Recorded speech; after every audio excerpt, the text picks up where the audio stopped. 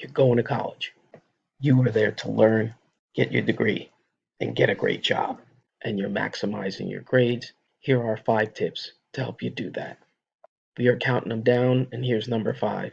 And while it might seem obvious, there are tons of students that blow off classes.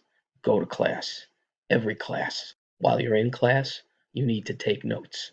Not be on your phone, not be distracted. If you want to record the lecture, fine, but go, because then you're in the moment. If you think recording it and then being on social media is going to get you where you want to be, you are sadly mistaken. It's one of the best ways to help you remember is your notes. You're supposed to struggle when you learn, but you gotta take notes to know what the professor discussed. Now this is key. Right after the lecture, if you can, you might have to go home, you might have to go to a job, but what you want to do is read over your notes and then you have to expand on everything you wrote down. In other words, you understand what your notes mean. You have to give it depth.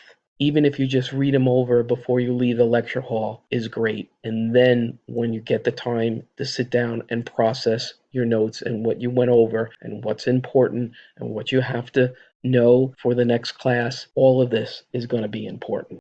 Also remember, nobody is going to remind you to write things down in class. When you're home, you're back in your dorm, you're back in your apartment, wherever you're at the library, I would highly recommend you use your textbook for clarity. And again, you want to give those notes depth. When you learn something, you have to break it down, associate it with something you already understand. The teacher will typically do that in lecture, but now you have to do it for yourself. And finally, the last tip. Just because you recognize the material doesn't mean you know it. Can you explain it without referring to your notes? You want to practice.